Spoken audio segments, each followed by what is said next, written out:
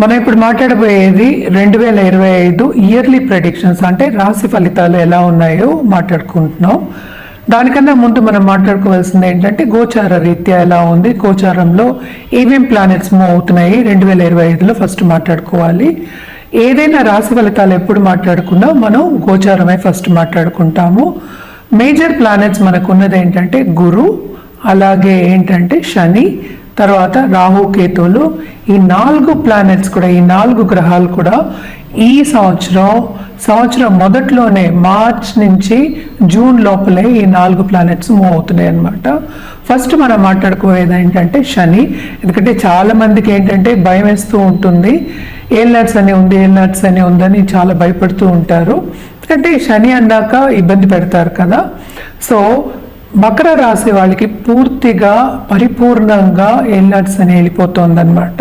అది ఎప్పుడవుతోంది, ఎందుకంటే శని గోచారమే మార్చ్ 29, 2025 అవుతోంది. ఎక్కడికి వెళ్తోంది? మీనానికి వెళ్తోంది. కానీ ఇక్కడ బ్యాడ్ న్యూస్ ఏంటంటే మనం మేషరాశికి ఇప్పుడు ఏల్నట్స్ అని అనేది మొదలవుతోంది అనమాట. అలాగే మనం చూసాము అంటే రాహు మూవ్ అవుతున్నారు. ఎప్పుడు మే 18కి ఎక్కడికి? కుంభానికి మూవ్ అవుతున్నారు అనమాట. అలాగే కేతు ఏమో సింహానికి మూవ్ అవుతున్నారు. సో కొంతవరకు ఏంటంటే కన్యా రాశి వాళ్ళకి ఊరట, అలాగే మీనరాశి వాళ్ళకి కొన్ని విషయాల్లో ఊరట కలుగుతోంది అనమాట. అలాగే మనం చూసాము అంటే ఇప్పుడు గురు, ఈ 4 గ్రహాలు మేజర్. నేను చెప్పినట్టు ఈ గురు ఏంటంటే ఇప్పుడు రిట్రోగ్రేడ్లో ఉన్నారు, అంటే వక్రిచ్చి ఉన్నారు అనమాట. ఆయన ఫిబ్రవరి 4కి డైరెక్ట్ అవుతున్నారు. ఎక్కడ? వృషభ రాశిలో. వృషభ రాశి నుంచి ఇప్పుడేమో మిథున రాశికేమో మే 14th మూవ్ అవుతున్నారు అనమాట. సో ఈ 4 గ్రహాలు బట్టి మనం మిగతా రాశి ఫలితాలన్నీ మాట్లాడుకుంటూ ఉంటాం. ఇంకోటి ఏంటంటే మేజర్ గ్రహం ఇప్పుడు స్తంభించిపోయి ఉన్నది ఏంటంటే మనకి కుజగ్రహం.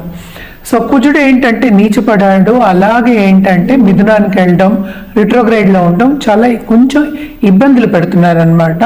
సో ప్రస్తుతం ఏంటంటే జూన్ 7కి ఆయన సింహానికి వస్తున్నారు. సో ఇవి మేజర్ ఈవెంట్స్ అన్నమాట గోచారం ఇన్ 2025, ఎస్పెషలీ స్టార్టింగ్ ఆఫ్ 2025. అలాగే మనం చూసాము అంటే జనవరి 14కి సన్ ఏమో మకరానికి ప్రవేశిస్తున్నారు. అంటే ఏంటి? మకర సంక్రాంతి మనం చేసుకుంటూ ఉంటాం, అందరికీ తెలుసు. అలాగే ఏంటంటే మెర్కురీ ప్రస్తుతం ఏంటంటే బుధుడేమో మనకేమో ధనుస్సు, తర్వాత ఏమో మళ్ళీ ఏమో మకరం, ఇలా జరుగుతూ ఉంటుంది. ఎందుకంటే ఇవన్నీ చిన్న గ్రహాలని కాదు, ఈ గ్రహాలన్నీ ఏంటంటే 30 రోజులకి 45 రోజులకి మారుతూ ఉంటారు. సో అంతవరకు మనము మరీ ఎక్కువ తీసుకోలేము, ఎందుకంటే మనం మాట్లాడుకునేది సంవత్సర ఫలితాలు. సో ఇది ఈ బేసిస్ మీద మనం ఏంటంటే ఇప్పుడు రాశి ఫలితాలు అనేవి చూడాలన్నమాట. ఎప్పటిలాగే మనం ఎప్పుడు ఫస్ట్ మాట్లాడుకునేది సింహరాశి వాళ్ళకి మనం మాట్లాడుకుంటున్నాము. సింహరాశి వాళ్ళకి ఏంటంటే ఈ సంవత్సరం అంతా మిశ్రమ ఫలితాలు ఆల్రెడీ ఘోషిస్తున్నాయని చెప్పాను. కెరీర్ డెవలప్మెంట్ మాత్రం బ్రహ్మాండంగా ఉంటుంది, మంచి ఆపర్చునిటీస్ వస్తాయి. అది కూడా నేను ఇందాక నుంచి చెప్పేది ఏంటంటే మనకి రాహు ఏమో 7th హౌస్కి వస్తున్నాడు. సో తప్పక పార్ట్నర్షిప్ బిజినెస్లో చాలా విస్తరింపు అనేది జరుగుతుంది. వాళ్ళు చేసేది కాకుండా బ్రాంచెస్ కూడా వస్తాయి దాంట్లో, ఇంకా కొత్తవి పెట్టాలి అనే ఆలోచన వస్తుంది, దానికి డబ్బు అందుబాటులో కూడా వస్తుంది. బిజినెస్ చేయడానికి మాత్రం బ్రహ్మాండంగా ఉంటుంది. ఎస్పెషలీ ఫారినర్స్తో బిజినెస్ చేసేవాళ్ళు, ఆన్లైన్ బిజినెస్ చేసేవాళ్ళు, అలాగే ఆన్లైన్ ద్వారా అమ్మేవాళ్ళు, అనుకున్న ప్రోడక్ట్స్ అమ్మేవాళ్ళు, వీళ్ళందరికీ చాలా బాగుంటుంది. లాభాలు అనేవి బ్రహ్మాండంగా ఉంటాయి, especially second half of this year అన్నమాట. జూన్ తర్వాత ఇంకా బాగుంటుంది. ఈ సంవత్సరం అంతా ఏంటంటే వీళ్ళకి ఫైనాన్షియల్ ఇంప్రూవ్మెంట్ అనేది ఉంటుంది, సేవింగ్స్ అనేవి ఎక్కువ ఉంటాయి. ఓన్లీ థింగ్ ఏం చూడాలంటే వీళ్ళకి హెల్త్ అనేది కొంచెం చూసుకోవాలి. చిన్న నలతలు వచ్చే ఛాన్సెస్ ఎక్కువ కనిపిస్తున్నాయి. అక్కడ ఫిజికల్ హెల్త్ కూడాను, అలాగే మెంటల్ హెల్త్ కూడా చూసుకుంటూ ఉండాలి. ఎందుకంటే ఫోకస్ అనేది వీళ్ళకి చాలా ఎక్కువ ఉంటుంది. శ్రమపడే యోగం కూడా ఎక్కువ కనిపిస్తోంది కనుక తప్పక అష్టమ శని స్టార్ట్ అవుతోంది మనకి తెలుసు. సో శ్రమపడే యోగం కనిపిస్తోంది కనుక తప్పక వీళ్ళు ఫోకస్ చేయవలసింది ఏంటంటే కొంచెం మెంటల్ హెల్త్ మీద కూడా ఫోకస్ అనేది పెట్టాలి, అప్పుడే బాగుంటుంది అన్నమాట. కొంతవరకు ఏంటంటే దాంపత్య జీవితంలో అనుకూల పరిస్థితి అనేది నెలకొండదు. అంటే ఏంటి, ఎప్పుడు ఇది అంటే స్టార్టింగ్ ఆఫ్ దిస్ ఇయర్ అంటే ఏంటి, ఈగో క్లాషెస్ వచ్చే ఛాన్సెస్ ఎక్కువ కనిపిస్తున్నాయి అన్నమాట. సో తప్పక జాగ్రత్తగా ఉండడం మంచిది. అలాగే కొత్తగా పెళ్ళైన వాళ్ళు కానీ, కొత్తగా లవ్ రిలేషన్షిప్ స్టార్ట్ చేసే వాళ్ళు కానీ తప్పక ఏంటంటే స్టార్టింగ్లో బాగానే ఉంటుంది కానీ మిస్అండర్స్టాండింగ్ వచ్చే ఛాన్సెస్ ఎక్కువ కనిపిస్తున్నాయి. అలాగే ఏంటంటే కొంతవరకు విభేదాలు వచ్చి అదే ముందుకు సాగి కోర్టు వరకు వెళ్ళే ఛాన్సెస్ కూడా కనిపిస్తున్నాయి అన్నమాట. కొంచెం జాగ్రత్తగా ఉండడం అనేది మంచిది. అష్టమ శని ఎప్పటికైనా ఏంటంటే హెల్త్ ఇష్యూ ఇస్తుంది. అలాగే కొంతవరకు ఏంటంటే ఫ్యామిలీలో ఇష్యూ ఇస్తుంది. ఫైనాన్షియల్ స్టెబిలిటీ అంటే సేవింగ్స్ అనేవి కొంచెం తక్కువ అవుతాయి అన్నమాట. కానీ ఇక్కడ బ్యాలెన్స్ ఎక్కడ అవుతుంది అంటే మనకి 11th జూపిటర్ వస్తున్నారు మేలో. సో తప్పక లాభాలు అనేవి వీళ్ళకి చాలా ఎక్కువ ఉంటాయి.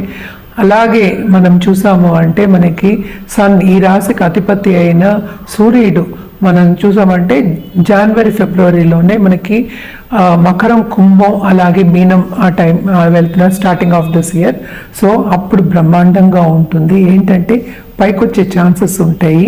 అంటే ఉన్నత వ్యక్తులు అంటే ఏంటి, మన పాలిటీషియన్స్ సపోజ్ మినిస్టర్స్ కానీ లేకపోతే ఒక లెవెల్లో ఉన్న వ్యక్తులతో పరిచయం అనేది ఏర్పడుతుంది. గవర్నమెంట్తో తప్పక పని చేయించుకుని మంచి మన్నన పొందుతారు. అంటే ఏంటంటే అందరు మెప్పు పొందుతారనమాట. సో చాలా బాగుంటుంది. అలాగే గవర్నమెంట్కి రాసేవాళ్ళు, కాంపిటేటివ్ ఎగ్జామ్ రాసేవాళ్ళు, స్టూడెంట్స్ తప్పక విజయం సాధిస్తారు. శ్రమ చాలా అధికం. అష్టమ శని ఉంది, శ్రమ పడవలసిన ఒక యోగం. ఇవి రెండు మాత్రం ఎవరు తప్పించలేరు. శ్రమ లేనిదే ఫలితం కూడా ఉండదు. సో 1కి 2 సార్లు ట్రై చేస్తే తప్పక ఫలితం అనేది పొందుతారు. అదొకటి కాకుండా సింహరాశి వాళ్ళకి కేతు కూడానే ఉంది కనుక కొంతవరకు కుటుంబాల్లో కలహాలు రావడం కానీ లేకపోతే మిస్అండర్స్టాండింగ్స్ రావడం కానీ ఇది సహజం. అదేంటంటే మనం పాజిటివ్గా తీసుకుని పాజిటివ్ దిశగా నడవడం అనేది మంచిదన్నమాట. అండ్ ఆల్సో దీనికి తోడు మనం ఎప్పటికైనా సరే పరిహారాలు చేయవలసిందే. ఏం పరిహారాలు చేయాలి అంటే తప్పక నిత్యం గణపతి పూజ చేయడం మంచిది. లక్ష్మీ గణపతుల పూజ చేయడం అనేది మంచిది. అలాగే శని కాళ్ళు పట్టుకోవడం అంటే ఏంటంటే శని జపం చేయడం కానీ నవగ్రహ హోమాలు చేయడం కానీ చాలా చాలా మంచిదన్నమాట. ఇంకోటి ఎప్పటికైనా నేను చెప్పేది అందరూ చెప్తూ ఉంటారు, కాళహస్తిలో వెళ్ళి చేస్తూ ఉంటారు రాహుకేతు పూజలు. అదొకటి మాత్రం తప్పక చేయించుకోండి.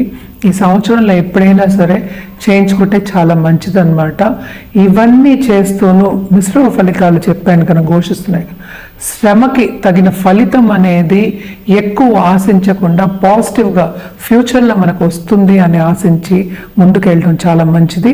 అలాగే కెరియర్లో బ్రహ్మాండమైన డెవలప్మెంట్స్ ఉంటాయి, ఆపర్చునిటీస్ వస్తాయి. ఏంటంటే బాధ్యతలు ఎక్కువ అవుతున్నాయి. దాంతోపాటు ఏంటంటే మనకి శ్రమ కూడా అధికం ఉంటుంది కనుక హెల్త్ విషయం మీద ధ్యాస పెట్టడం చాలా చాలా మంచిది. ఎందుకంటే ఊరట అనేది ఎప్పుడు ఉంటుంది, మనకి కొంతవరకు రెస్ట్ తీసుకున్నప్పుడే కొంత పీస్ఫుల్గా ఉంటుంది కనుక తీసుకోవాలి. అండ్ ఇది తీసుకుంటూ ఈ పరిహారాలు చేసుకుంటూను సింహరాశి వాళ్ళు ఈ సంవత్సరం అంతా బ్రహ్మాండంగా ఉంటుందన్నమాట. చూడండి.